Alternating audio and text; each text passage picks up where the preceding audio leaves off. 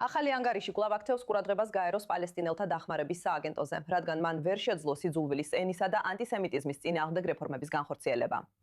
არამომგებიანმა ორგანიზაციამ იმპაქტ-SCM დაადგინა, რომ სააგენტომ ვერ შეძლო გაეროს ხარდაჭერილი რეფორმების არსებითად განხორციელება, რომლებიც 2024 წლის კოლონას ანგარიში იყო რეკომენდებული ანტისემიტიზმისა და ძალადობრივი შინაარსის პრობლემების მოსაგვარებლად საგანმანათლებლო მასალებში. იმპაქტ-SCM განიხილა გაეროს პალესტინელთა დახმარების სააგენტოს პროგრესის ანგარიშები, დაფინანსების მოთხოვნები, განცხადებები და მასალები 2024 წლის აპრილიდან 2026 წლის მაისამდე. და ჯგუფმა დაადგინა, რომ გაეროს პალესტინელთა დახმარების სააგენტომ რეალურად შეამცირა ზღვარი იმისთვის, თუ რას თვლიდა დასრულებულ რეფორმად, მაშინ როცა კვლავ იყენებდა იმავე პრობლემურ მასალებს. შეშფოთება აქ მხოლოდ ერთ სახელმძღვანელოს არ ეხება. საკითხი ისაა, აფინანსებენ თუ არა დონორები ისეთ სისტემას, რომელიც ქაღალდზე რეფორმებს ასახავს, მაშინ როცა საკლასო ოთახში გზავნილი უცვლელი რჩება.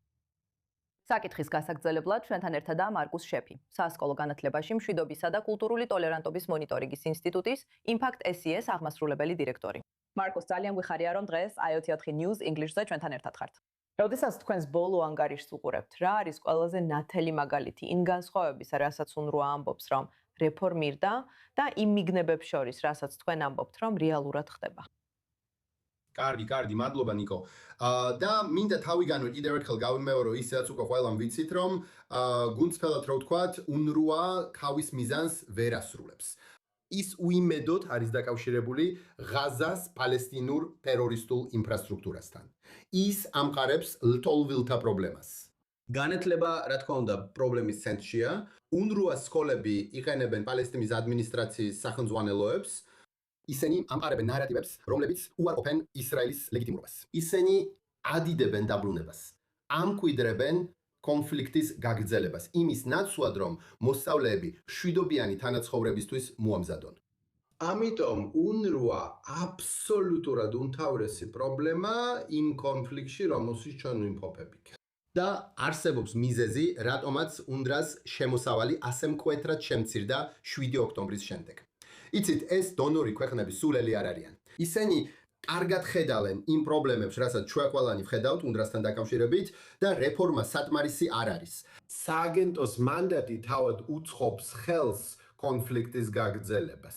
ამიტომ, როგორც თქვენ ამბობთ, 2024 წლის იანვარში 7 ოქტომბრის თავდასხმების და შემდგომ UNRWA-ს მხილებების შემდეგ მათი მჭიდრო კავშირები ტერორისტულ ორგანიზაციებთან UNRWA-ს თანამშრომლების მონაწილეობა ტერორისტულ აქტებში. იმ დღეს გაექენებულმა ერებმა დანიშნა საფრანგეთის ყოფილი საგარეო საქმეთა მინისტრი კატერინ კოლონა სააგენტოს გადახედვის ხელმძღვანელად.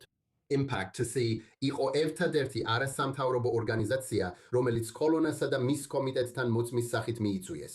მანდატი სინამდვილეში საკმაოდ ვიწრო იყო. ეს ეხებოდა ნეიტრალიტეტს და კიდევ უამრავი სხვა საკითხი იყო. ამიტომ, იცით, ეს ანგარიში უნდა გაემყარებინა UNRWA-ს ნეიტრალიტეტი, მართლობითი ანგარიშვალდებულება და საგანმანათლებლო სტანდარტები. მაგრამ, იცით, ახლა 2 წელზე მეტი გავიდა მას შემდეგ, რაც გაერთიანებულმა ერებმა შეუკვეთა ეს დამოუკიდებელი მიმოხილვა, თეორიულად ეს იყო გაეროს მიმოხილვა, რეკომენდაციები კვლავაც შეუსრულებელია. როგორც თქვენ ამბობთ, პირველ რიგში UNRWA-მ ერთპიროვნულად შეამცირა რეკომენდაციების შესრულების ზღვარი, ამან მას საშუალება მისცა ემტკიცებინა, რომ მნიშვნელოვანი რეფორმები გაატარა. და თავად მიმოხილვაში ჩვენ ვიპოვეთ ის მასალა, რასაც ყოველთვის პოულობდით, ანტისემიტიზმის ახალისება, ძალადობა ისრაელელების წინააღმდეგ. და თქვენ მაგალითი ითხოვეთ, შემიძლია ერთი ნათელი მაგალითი მოგიყვანოთ. მერვე კლასის არაბული ენის სახელმძღვანელოში. არის მონაკვეთი, რომელიც თვითმკვლელ ბომბისტებს ადიდებს. ის აქებს პალესტინურ დანებს, რომლებიც ისრაელელების ყელებს ჭრიან. როცა ამას ვამბობ, იცით ძალიან რთულია ამის სიტყვებით გადმოცემა და ის მოუწოდებს მოსწავლეებს არ დაივიწყონ დამწვარი ისრაელელების სურათი. ასე რომ 7 ოქტომბერს იმ ტერორისტების უმეტესობა, ვინც საერთაშორისო საზღვარი ძალით გაარღვია, ვინც მოკლა, გააუფათიურა, თხვეები აიყვანა, ახალგაზრდებიც და მოხუცებიც, ისინი სკოლების ქვეშ წავიდნენ. ისინი გაერთიანებული ერების სკოლებში სწავლობდნენ და სწორედ ამას ასწავლიდნენ მათ. მათ ტვინში ჩაუნერგეს, რომ ჩაედინათ ის საშინელი ქმედებები, რაც 7 ოქტომბერს ჩაიდინეს და ჩვენ ცვლილებას ვერ ვხედავთ. მაშ რა შეიძლება გაკეთდეს? თქვენ ახსენეთ, რომ ანგარიში შედგა, უკვე თქვეს, რომ იყო შეუსაბამობები და სერიოზული პრობლემები, რომლებიც გამოსასწორებელი იყო, მათ ამ პრობლემებს გაუმკლავდნენ.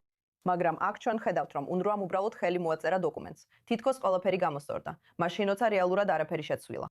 მაგრამ ანგარიში უკვე არსებობდა. მაშ კიდევ რა შეიძლება გაკეთდეს? კარგი, ვფიქრობ, უნდა გავაგრძელოთ მუშაობა იმის უზრუნველსაყოფად, რომ პოლიტიკის შემმუშავებლებმა სწორად გაიგონ რეალური მდგომარეობა, როცა საქმე ეხება UNRWA-ს. UNRWA-ს ბიუჯეტის უმეტესი ნაწილი განახლებაზე მიდის. ეს მათი საქმიანობის ყველაზე დიდი ნაწილია. ასე რომ, საერთაშორისო დონორები თავიანთი სახსრების უმეტესობას განათლებას ახმარენ. ეხლა, განათლებისთვის საჭიროა ყოველდღიური ინდოქტრინაცია, რომ ადამიანები საშინელი ტერორისტული ქმედებების ჩადენაზე წავიდნენ. ასე რომ, რა შეიძლება გაკეთდეს? განათლება იმის უზრუნველყოფა, რომ პოლიტიკის შემმუშავებლებს ესმით, რომ მათ ეს ნამდვილად ესმით. გაეროს პალესტინელი ლტოლვილების სააგენტოს ბიუჯეტი ნიშნულოვნად დაახლოებით 9-ით შემცირდა, რადგან ამ პოლიტიკის შემმუშავებლებს ახლა ესმით, რომ ჩვენი საქმეა დავწმუნდეთ, რომ მათ ეს ესმით. იცით, სამწუხაროდ, ამ საკითხზე ჩვენი დროის დიდ ნაწილს ვხარჯავთ. არის კიდევ უამრავი სხვა მნიშვნელოვანი საკითხი. განათლების სფეროში არაჩვეულებრივი წინსვლებია მთელ ახლო აღმოსავლეთში, არაბთა გაერთიანებული საამიროებიდან საუდის არაბეთამდე, ეგვიპტიდან მაროკომდე. სურვილი გვექნებოდა ჩვენი დრო უფრო მეტად ამ ადგილებში გაგვეტარებინა, სადაც ასეთ დადებით შედეგებს ხედავთ. სამწუხაროდ, გვიწევს UNRWA-სთან საქმე გქონდეს. გვიწევს ინდოქტრინაციასთან ბრძოლა და უნდა ვიმედოვნოთ, რომ ეს ორგანიზაცია მომავალ წლებში აღარ იქნება ის, რასთანაც საქმე გვექნება. არსებობს ალტერნატივები აშკარად და ეს ალტერნატივები უნდა იქნას გამოყენებული. მაიკლ შეფი ძალიან მნიშვნელოვანია, რომ საზოგადოებას მუდმივად შევახსენოთ ეს საკითხი. მადლობა ამისთვის.